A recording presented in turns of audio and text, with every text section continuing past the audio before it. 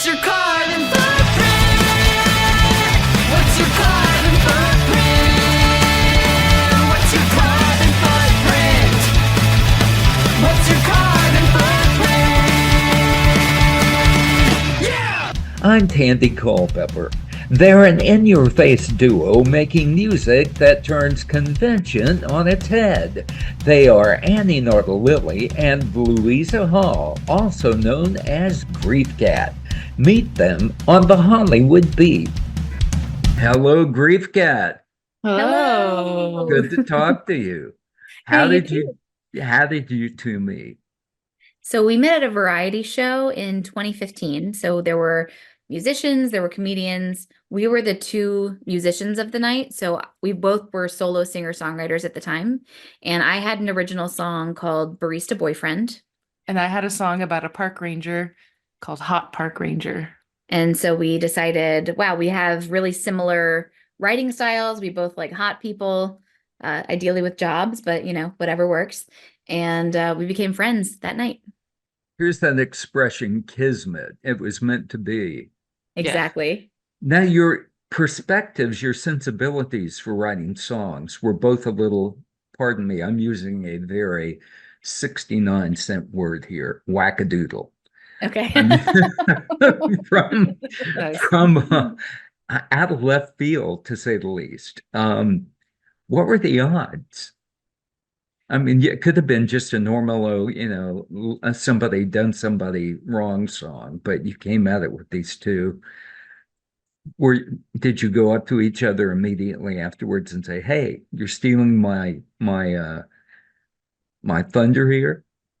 I think we both felt it, to be honest. We felt it, but instead we decided to, be friends, and we kept seeing each other around in DC, and eventually we decided to make a band out of it, because instead of, not that we were ever competing with each other, but it was more exciting to work with each other. And are you both from DC? The DC area. Yeah, yes. Northern Virginia, both of us. Born and raised. So you teamed up in 2019? Correct, yeah. So it was 4 years after we met. And just in time for the pandemic. Very Mhm. convenient timing. Yeah.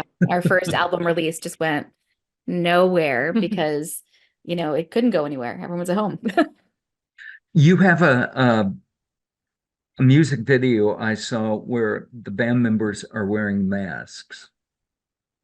Oh, yes. Yeah. Yeah, that was recorded. That was fall of 2020. Yeah. Yeah, so we wrote that song in summer of 2020.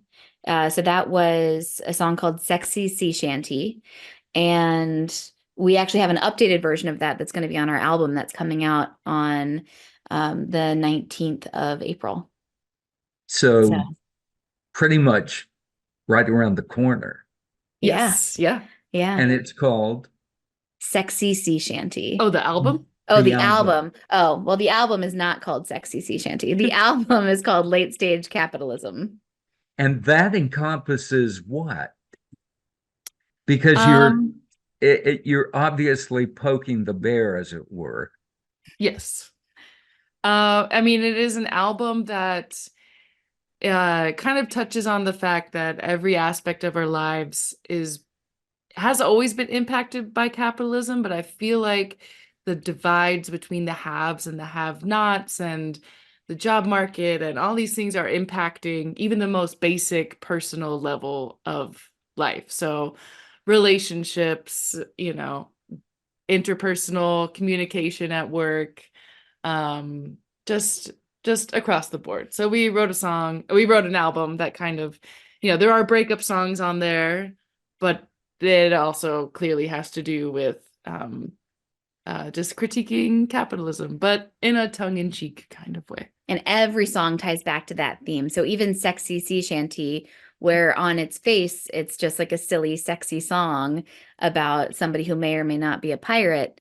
Even that kind of ties back a little bit to like brands and kind of pretending you're something that you're not, identity theft, fraud. Yeah. It all kind of ties back in there, even though Minimum wage. yeah, minimum Yeah. wage. Yeah, there's all sorts of stuff that ties back, even from that song, which is probably the furthest afield, I'd say, from the theme, but it still ties back. people get sometimes defining themselves by their job, what they can afford, and what they're driving. And your lyrics reflect that in many ways. Very much. We love talking to people who really get it. Yeah. Yeah, you're great. Let's Yeah. hang out. Well, thank you, but I've been around the sun a few times. Your most recent single, I believe, is Love the Sinner. Yes. Mhm. Okay, now you came from a background in law enforcement as a sheriff's deputy, which I did, yes. you did. Annie, Okay. yes. And you were in IT. Yeah, I work for tech companies. Mhm. Okay, so these don't compute. Yeah. I mean, seriously. But Love the Sinner came from your background in law enforcement? How is that? Yes. I worked for 2 different sheriff's offices over the course of 5 years. One sheriff's office, I had a really great time with my coworkers for the most part. And then the other sheriff's office was definitely more of a stereotypical, like, old boys club kind of mentality. And some of the people there did not take too kindly to, like, this kind of city girl, maybe like big picture perspective, bright-eyed, bushy-tailed, wanting to change the world from the inside kind of person. So I butted heads with 2 coworkers, but one in particular, and it got to the point where I would come home or I would come to band practice and I would be so worked up because they were, causing drama with my supervisors. They were just making my life really, really hard at work. And so what do musicians do? They write about their experiences to try and process them. And I was lucky enough that Louisa was there to bear the brunt of that frustration, but then it could also help me turn it into a song. So Yeah. And I think too, like even like from the tech perspective, I've definitely been in situations where like there aren't as many women. So like you're facing a lot of like sexism and things like that. And I think like Annie encountered like a lot of like sexism. I think she saw a lot of racism like where she worked and like just other isms. It was just not the right environment. yeah. And so we wrote this song to kind of process that. And it's also just a little bit of like kind of an FU to small-minded people. And aren't there a lot of them in the world? Unfortunately, yeah, really, really unfortunately. Yes. Well, we've spoken about Love the Sinner. Let's listen to it.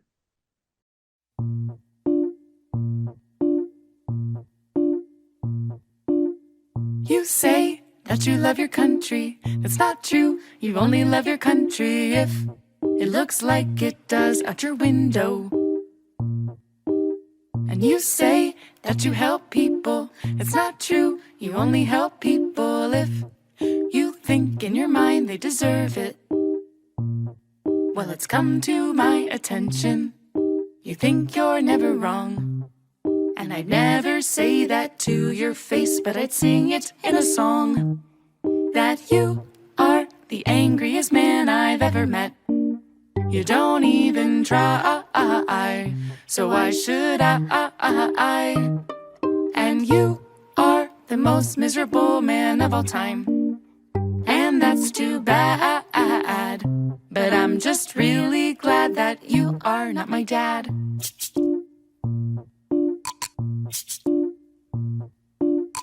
I don't really mind cussing, but when you do it, it just sounds disgusting. Not every sentence needs 1,000 F-bombs, just a couple. Everything you say is degrading. It's probably 'cause there's some issues you're evading. Maybe you should go do some self-reflection.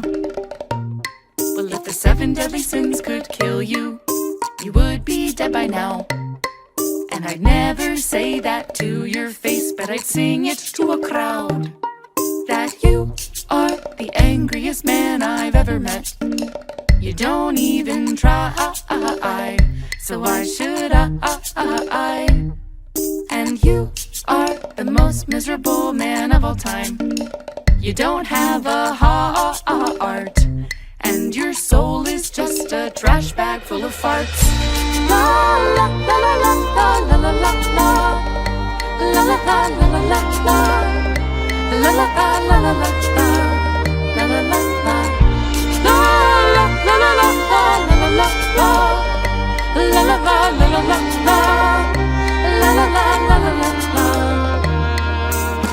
You say that you love Jesus, do you? I don't really believe it. When did Jesus say it's okay to be a big jerk? Huh? Yeah, what? That's right, I called you a big jerk. What you gonna do, get me fired from work? You could probably report me to our supervisor. That would be bad. But of all the people I know, you are the worst of all. And I would never wish you ill, but you can suck my balls. 'Cause you are the angriest man I've ever met. You don't even try, so why should I? And you are the most miserable man of all time. And though you are a ding-dong, Griefcat still wrote you this awesome song. I love what you had to say in that one, but I have read that your most popular song, and the one that you've gotten an astronomical number of hits on, is called Revolution. Yeah. Yes. Revolution, in parentheses, poop at work. Our classiest song as well. Yes. My mom loves it. Yes, always the high road. Yeah. Where did the inspiration for that come from? That was just a silly song. I mean, Louisa was playing this little melody on her ukulele one day during rehearsal, and As we all do. as we all do, and I think the lyrics just kind of Just came fell out. Yeah. So to Um, speak. Yeah, I don't think it was They like just- inspired by Didn't even have to push. you yeah. know? Sorry. No strain there. Okay. Exactly. Yeah, No. just really healthy. No, that one wasn't, I mean, it really wasn't inspired by true events, but in hindsight, I can think of Hindsight. In hindsight, I can hindsight. think of many experiences. Okay, wait. We're making all these puns. Let's play it so people can watch the video and understand why we're saying all these things. A two, a 1, 2, 3, 4.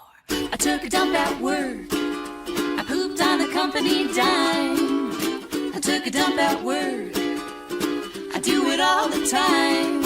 The boss man takes my freedom man to creativity. The least he can do is when I poo. Pay me when I take a dump at work. No one knows where I am. I take a dump at work. It's how I stick it to the man. The billionaires, they don't really care. They just see their bottom line. They pay my bills, so it's a little thrill to take my bottom time.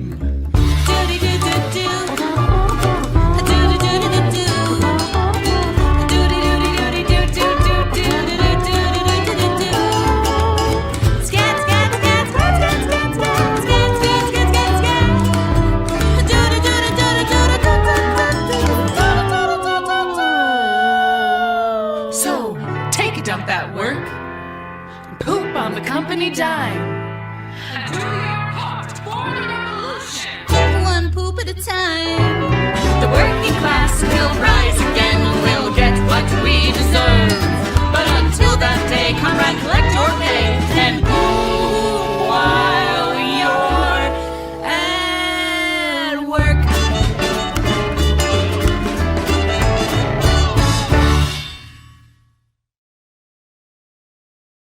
Were you surprised that that became so popular?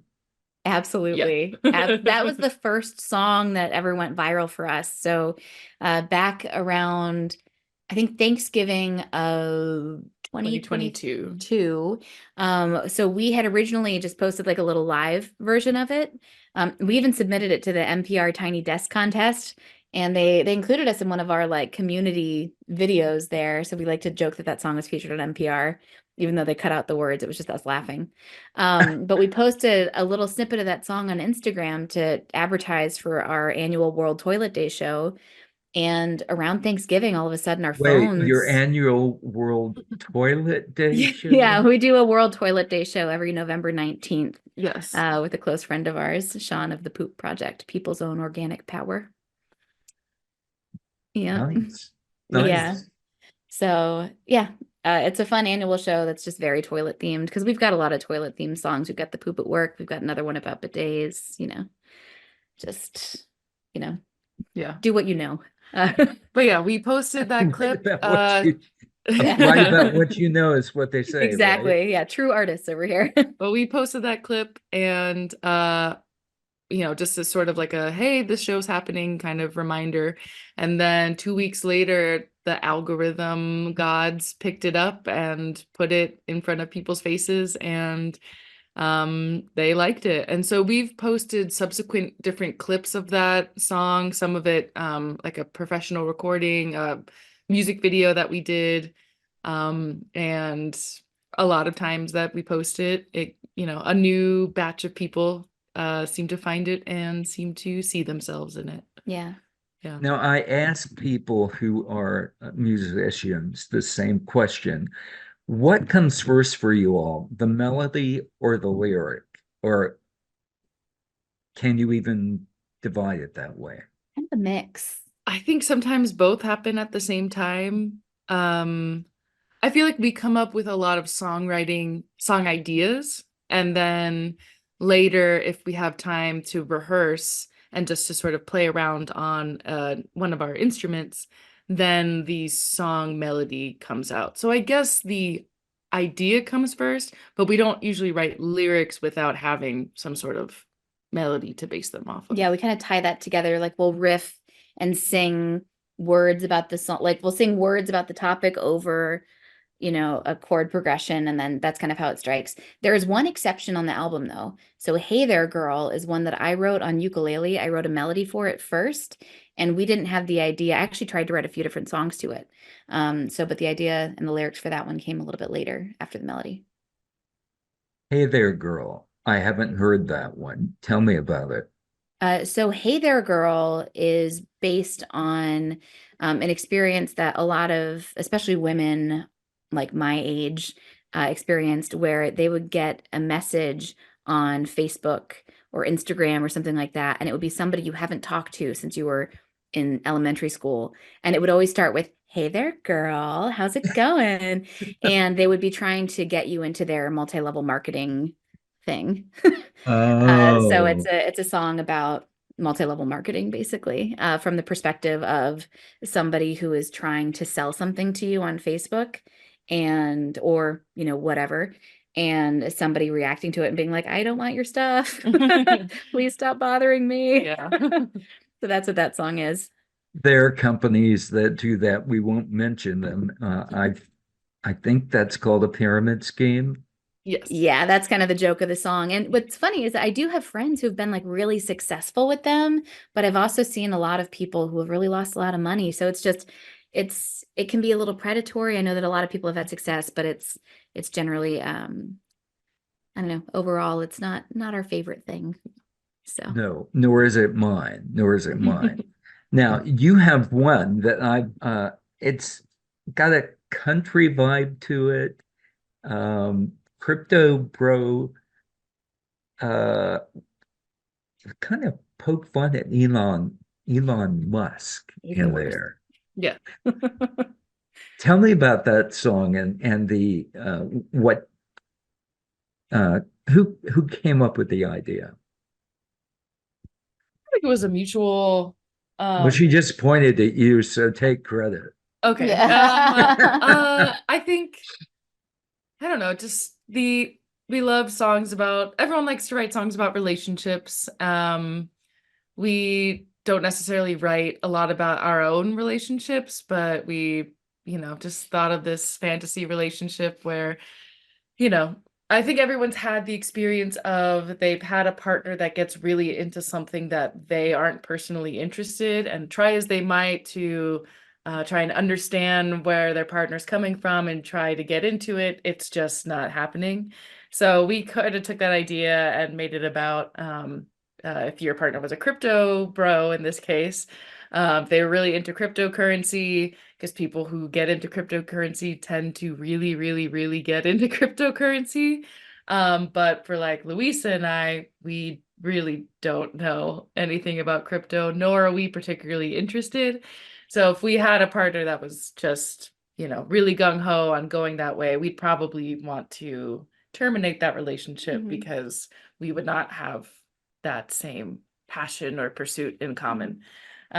So we just played with that idea, and then it just having a sad country ballad kind of just made sense with the idea of like losing your partner to something that you don't understand, that sort of longing and loss fits country music really well. We just happened to make it about cryptocurrency and Elon Musk and Bitcoin and all of that. What I will say is kind of funny. There's a joke that I've seen before about how crypto is basically like multi-level marketing for bros.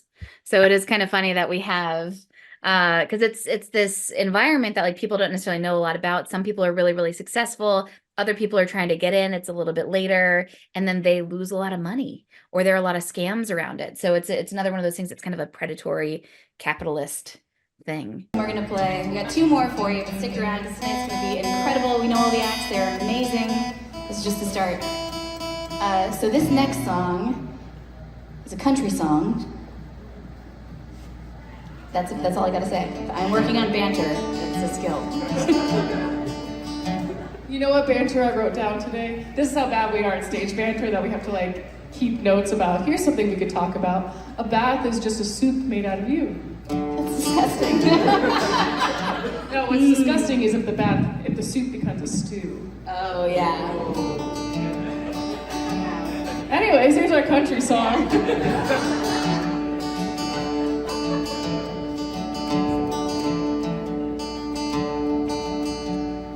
You and I, we were gonna be forever, spending our whole lives together.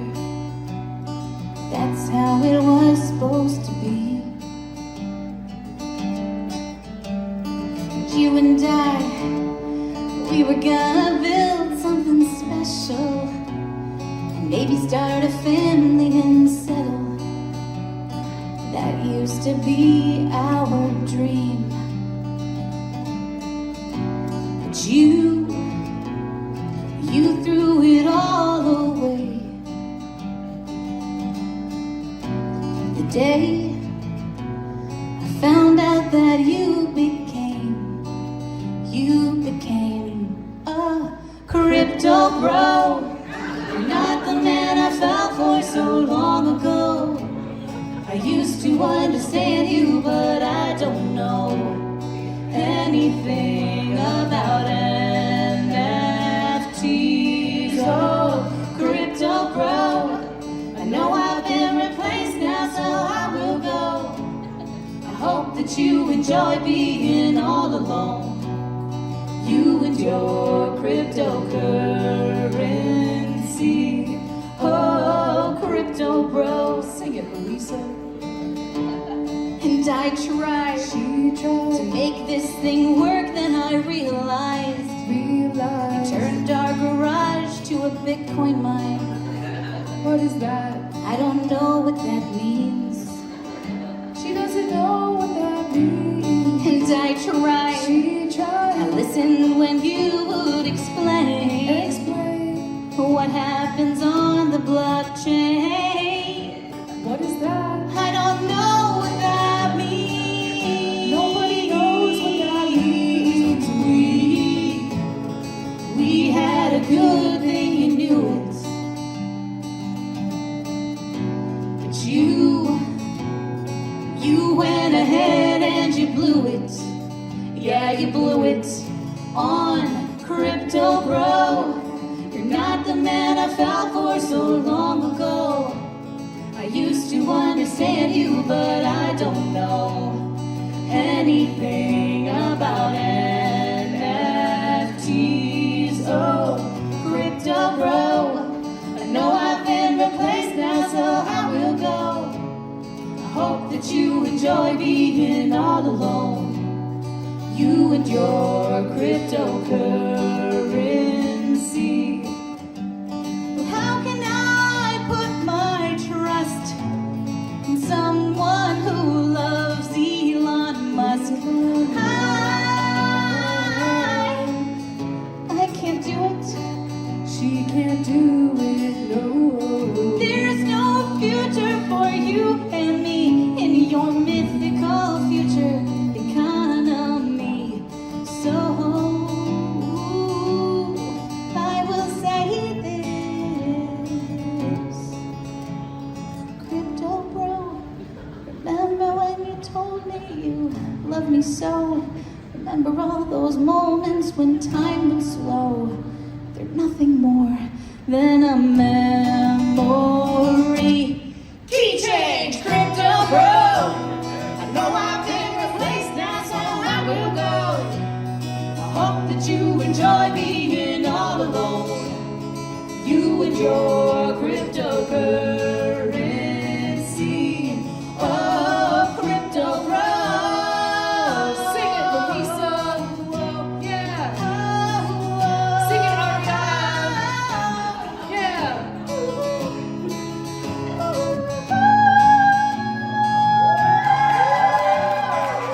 Sam Bankman-Fried, is that the guy's Yeah. name? Mhm. Uh-huh. He's going to prison for a very long time because of Yeah. cryptocurrency and what he did. You said you don't understand it. I can't even wrap my head around what it is. Crypto, Bitcoin, what? Yeah. I That's mean, how we feel. Yeah, We're just exactly. using words. Yeah. Very But that's part of what confusing makes it words. funny, I think. Yeah. Like, there's literally a lyric like multiple times. I don't know what that means. Like, It's true. It's true. I don't know Yeah. what that means. My favorite song of yours is I Just Want to Get Inside Your Bank Account. I love that one. Love that one. Love that one because of what we talked about before about the whole thing about what do you do? What do you drive? These two ladies singing in that are being disingenuous and honest all at the same time. What were you thinking when you wrote that? Well, for that one, like that originally started because I was working at a cybersecurity company at the time. So I was just thinking a lot about data privacy. So it's just all around like personally identifiable information and how people are so loose with that information and they just share that all the time. So that's kind of how it started. And then it kind of like, we couldn't really make it work. And then we kind of like morphed into this like, oh, what if it's like a dating and you're getting to know somebody? So like our original working title was Getting to Know You. And then once we hit that chorus of I just want to get inside your bank account, it was just done. We wrote that song. Once we had that firm idea, that's another one that just was written like by itself. It just fell right out. Yeah. I should Let's stop saying fell listen. right out. That's pretty. Don't go there. Let's listen to some of that one and we'll come back and discuss.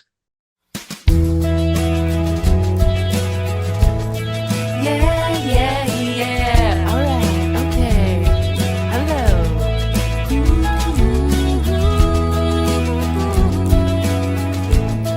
Yeah.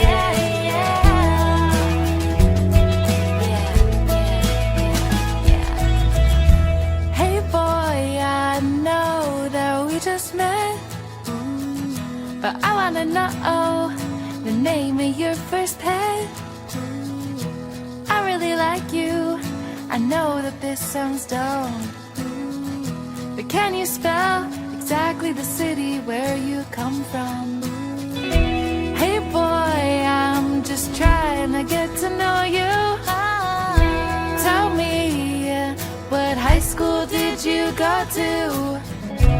I really like you. I think that you're the bomb, but can you tell me the maiden name of your mom? 'Cause I just want to get inside your bank account.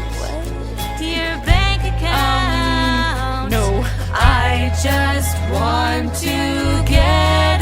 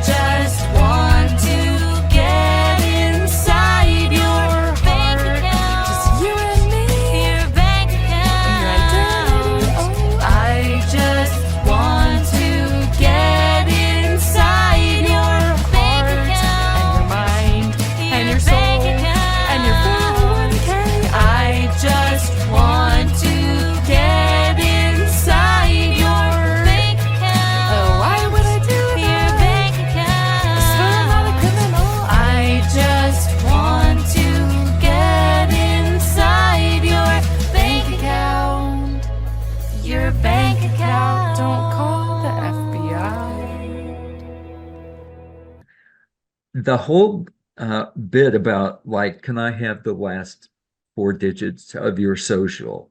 I mean, we don't think about all the information that we have that we put out there that somebody could get hold of it, and the next thing you know, your life is in the toilet. There's another reference. But I mean, the song is funny, but it's brilliant. Oh, thank you. Oh, you're welcome. Do you get a lot of reaction to that? To that song? To that song? We've had it go a little bit viral on Instagram. We actually have a fan in California who is, how old is she? 11? No, she's like 7, I think, She's or 6 or 7? 7. Yeah, 7. That, we have a 7-year-old fan in California who is really taken to that song, which is always funny that, a child Yeah. really, really into that. But How could a 7-year-old grasp what? Well, hey, sometimes if it's just a catchy song, you don't even really listen to the lyrics. And we do aim to have catchy songs. So like, even though our songs are comedic, it's really important to us that our songs are songs that people want to listen to and enjoy over and over again, like any other band. Because we do think of ourselves as musicians as opposed to comedians. Well, tell me all the various instruments that go behind the finished product. Yeah, I mean, we've got violin, we've got cello, trumpet, trombone, upright bass, and then like, drums, electric bass, electric guitar, acoustic guitar, ukulele. And a trash bag. A trash bag. Yeah, we actually have a trash bag as one of the instruments played on Love the Sinner from a while It's back. subtle, but yeah, it's there. It's we have a line that says, your soul is a trash bag full of farts. And so we actually had the drummer whip a trash bag and we mic'd it. That's hysterical. Yeah. Okay. And keys, of course, too. We have a lot of keys. A lot of keys. Yes. Yeah. Oh, very and then there's the song where you kick and go key change. Is that Crypto Bro? Yeah, that's Crypto Bro. We love a key change moment. We love a key change moment. Nothing we only like have one dance move, and we call it the Grief Cat kick, and you'll see us do it in a lot of videos or a lot of performances. We do the Grief Cat kick. Nothing like a good modulation with a little bit of reinforcement. I didn't ask you this earlier. Where did you come up with the name Grief Cat? So Grief Cat is based on the German word Kummerspeck, which I might be mispronouncing, and it means grief bacon, or the weight one gains from emotional eating. So I had a really bad breakup many years ago, and my reaction to that breakup was to get a cat. And so the cat was my grief cat, the cat that I got after a relationship or after a breakup. That is one that didn't enter my mind. Yeah. Is there anything that we should have talked about or brought up that we haven't discussed that you'd like to mention now? We do have another video that we're actually going to be dropping. That video will be dropped on Monday. What's Monday's date? It's the 15th? The 15th, because The 15th. a certain trial starts on Monday. Oh, yes. Oh. So we have his name shall not be mentioned. We won't mention it. No. So on the 15th, we are dropping a video for our single Carbon Footprint, which is one of the songs off of the album. And that is a punk rock song that we have in the album, because every song on our new album has a different genre, every single one. So that's our punk rock contribution. And it's all just kind of about like raging against the machine while, living inside the machine and trying to do your best. Sounds like a good place to stop. Ladies, thank you so much for joining me today. Thank you for having us. So much for having us. It's been a pleasure.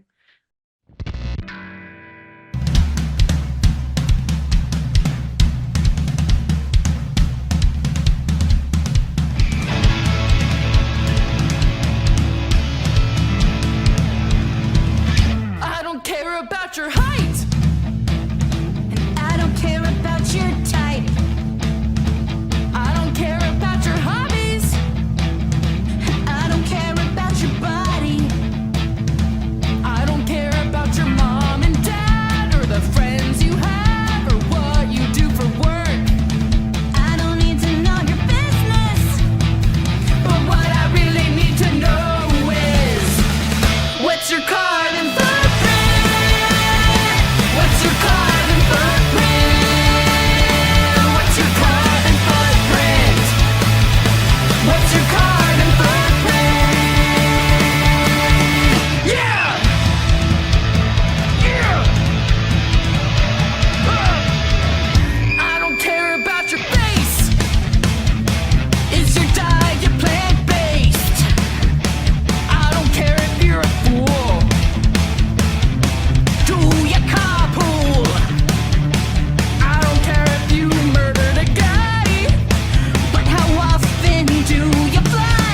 much carbon is caused by planes. Well, I hope you do your time.